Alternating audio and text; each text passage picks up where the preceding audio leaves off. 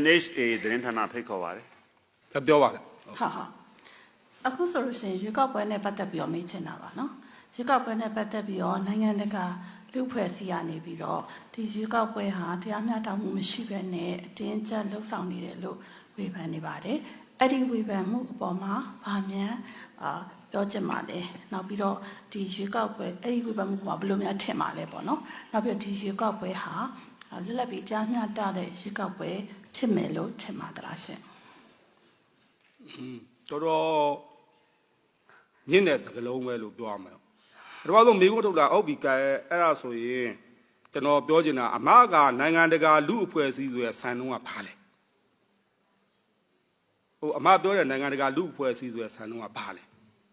အဲ့တော့ NHK သတင်းဌာနသတ်မှတ်ထားတဲ့နိုင်ငံတကာလူအဖွဲ့အစည်းဆိုတာကဘလို့ဆန်နှုံးလဲဟုတ်ပြီအဲ့ဒါဆိုရင်ကျွန်တော်ကပြန်မိကုန်းထုတ်ချင်တာဟုတ်ကျွန်တော်မြန်မာနိုင်ငံကအဖွဲ့အစည်းတွေက NHK ကပေးမီတောင်းဝင်ပြီလို့ခင်ဗျားတို့ယူဆနေတာဟုတ်ကျွန်တော်မြန်မာနိုင်ငံမှာရှိတဲ့လူအဖွဲ့အစည်းတွေဒီ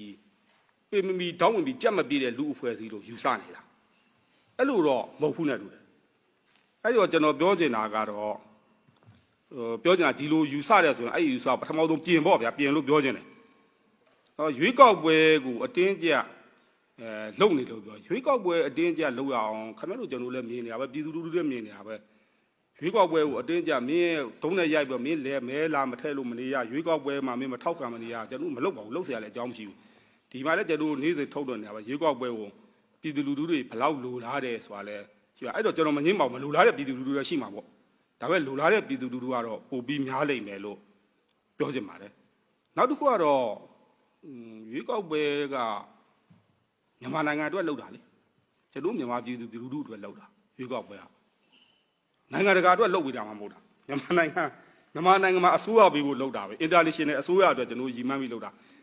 အဲ့တော့ရွေးကောက်ပွဲနဲ့ပတ်သက်ကျွန်တော်ပြောတာရွေးကောက်ပွဲသည်မြန်မာပြည်သူလူထုကိုဗဟိုပြုတဲ့ရွေးကောက်ပွဲဖြစ်တယ်မြန်မာပြည်သူလူထုမဲပေးနိုင်ဖို့ပဲအရေးကြီးတယ်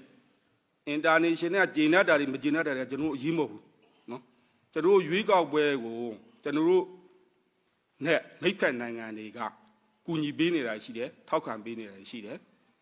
ဘလို့အကူအညီပေးရမလဲဆိုတော့မြန်မာနိုင်ငံကောင်းရကောင်းကျိုးကိုလိုလားပြီးဆောင်ရွက်နေတာရှိတယ်အဲ့တော့အပြစ်တင်နေတဲ့သူတွေကအပြစ်တင်နိုင်ပါတယ်နော်ကျွန်တော်တို့အနေနဲ့ကတော့ကျွန်တော်တို့ရဲ့မူလရည်မှန်းချက်ဖြစ်တဲ့ဒါပါတီစုံဒီမိုကရေစီစနစ်ကိုပြန်သွားနိုင်ရင်ကျွန်တော်တို့ဆောင်ရွက်သွားပါမယ်ဒီမိုကရေစီနဲ့ဖက်ဒရယ်စနစ်ကိုအခြေခံတဲ့ပြည်ထောင်စုတည်ဆောက်နိုင်ရေးကိုမလွဲမသွေဆောင်ရွက်သွားပါမယ်တရားမျှတမှုရှိမရှိဆိုတော့ရွေးကောက်ပွဲမှာ300လုံးကိုကြည့်ရပါရွေးကောက်ပွဲရဲ့တင်ကူးအခြေအနေမှာဘယ်လိုလုပ်ခဲ့လဲရွေးကောက်ပွဲလုပ်တဲ့အချိန်မှာဘယ်လိုလုပ်ခဲ့လဲရွေးကောက်ပြီးတဲ့အချိန်မှာဘယ်လိုလုပ်ခဲ့လဲဒီ300လုံးကိုလုပ်ပြီးမှပေါ့နော်သုံးသပ်တာကောင်းပါတယ်ဘာမှမလုပ်ရသေးပဲနဲ့ဘာမှတော့မလုပ်ရသေးပဲနဲ့